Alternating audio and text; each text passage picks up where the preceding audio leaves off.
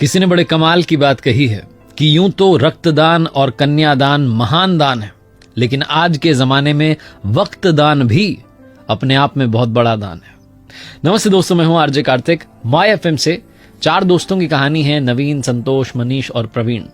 12th की पढ़ाई पूरी करने के बाद पुराने जमाने की कहानी अपनी अपनी साइकिल से रवाना हुए और उस शहर का जो बढ़िया वाला होटल था वहां चाय नाश्ता करने के लिए पहुंच गए। चारों ने मुश्किल से मिलकर 100 रुपए इकट्ठा किए थे। वहां पर जाकर के बढ़िया सी उन्होंने छोटी सी पार्टी कर ली।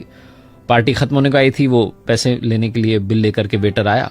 तभी चारों के बीच में एक डिस्कशन शुरू हुआ कि आज से 40 साल के बाद में हम चारों फिर से मिलेंगे। तब तक नहीं मिलेंगे, 40 साल के बाद में मिलेंगे और इसी होटल में मिलेंगे और पार्टी करेंगे, और उस दिन जो सबसे आखिरी में आएगा उसको बिल के पैसे देने।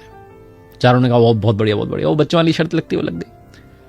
तो 40 साल के बाद मिलने का डिसाइड हुआ। वो जो वेटर था वो सारी बात सुन रहा था। उसने कहा ठीक है, अगर आप 40 साल बाद आते हैं और मैं यहीं रहा तो मैं भी आपकी वो 40 साल बाद वाली पार्टी देखना चाहूंगा। 40 साल कब बीत गए मालूम नहीं चला। पूरे शहर का नक्शा बदल गया, मल्टी स्टोरी बिल्डिंग बन गई, फ्लाईओवर बन गए, सब कुछ चेंज हो गया। और चारों दोस्त जो थे उनकी जिंदगी तो कंप्लीटली अलग अलग हो चुकी थी। कोई इंजीनियरिंग के लिए दूसरे शहर में चला गया था, कोई सरकारी कॉलेज में दाखिला ले रहा था, कोई अपना बिजनेस शुरू कर चुका था। सब ने अपनी अपनी जो है जिंदगी जीना शुरू कर दिया था और जिंदगी में बहुत आगे बढ़ चुके थे। 40 साल बीतने के बाद में सबको तारीख याद थी, 1 जनवरी को मिलना था। शाम के लगभग 6 बजे होंगे। वो जो होटल थी वो 5 स्टार होटल बन चुकी थी। वो जो वेटर था उसका मालिक बन चुका था भोला। एक लग्जरी कार आकर के रुकती है और उसमें से मनीष निकलता है और जाकर के सीधा होटल में देखता है तो वो जो सेठ बन चुका था भोला वो पहचान जाता, कहता अरे आप आ गए, क्या बात है, आपके लिए प्रवीण सर ने टेबल बुक करवा दिया, आप बैठिए। और आपने मुझे पहचाना कि नहीं, मैं वही वेटर हूं जो उस दिन था। बोला अरे क्या बात है, आप तो मालिक बन गए। मनीष को इस बात की खुशी हो रही थी कि मैं पहले आ गया, मुझे बिल नहीं चुकाना है। मनीष बैठा ही था कि थोड़ी देर के अंदर जो है संतोष आ गया। संतोष कहने लगा कि मैं तो बहुत बड़ा बिल्डर बन गया हूं। मनीष कह रहा था मेरी तो ज्वेलरी के शोरूम चल रहे हैं 3-4। दोनों अपनी बातचीत कर रहे थे कि नवीन आ गया। नवीन ने कहा जी मेरी भी बहुत बढ़िया कंपनी चल रही है। तीनों इंतजार कर रहे थे प्रवीण आ जाए। तभी वो जो सेठ था भोला, जो कि उसका मालिक था 5 स्टार होटल का, उसने कहा कि अरे आप शुरू कीजिए, स्नैक्स लेना शुरू कीजिए। उनका प्रवीण सर का कॉल आया था कि वो थोड़ा देरी से आएंगे, आप शुरू कीजिए। तो तीनों की जो है बातचीत, हंसी ठिठोली शुरू हुई, मजाक शुरू हुई। थोड़ा और टाइम बीत गया, 7:30-8 बजने को आया। फिर से वो आया। सेठ जो था उसने कहा आप डिनर शुरू कीजिए। उन्होंने ऑर्डर कर दिया, कह रहे हैं बस आता ही हूं। तीनों को लगा कि आ ही जाएगा प्रवीण।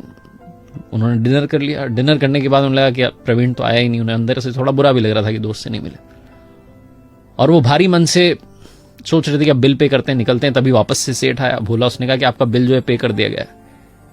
तो तीनों चौंक गए कि प्रवीण ने बिल भी पे कर दिया, आया भी नहीं। बाहर निकलने ही वाले थे कि गेट पर एक लड़का जो है गाड़ी में से उतरता है, दौड़ के आता है और इनके चरण छू लेता है, इनको प्रणाम करके कहता है अंकल नमस्ते, मैं आपके दोस्त प्रवीण जी का बेटा हूं। मेरे पिता जो हैं शिक्षक बन गए थे और मुझे इस काबिल बनाया कि मैं इस शहर का कलेक्टर बन गया।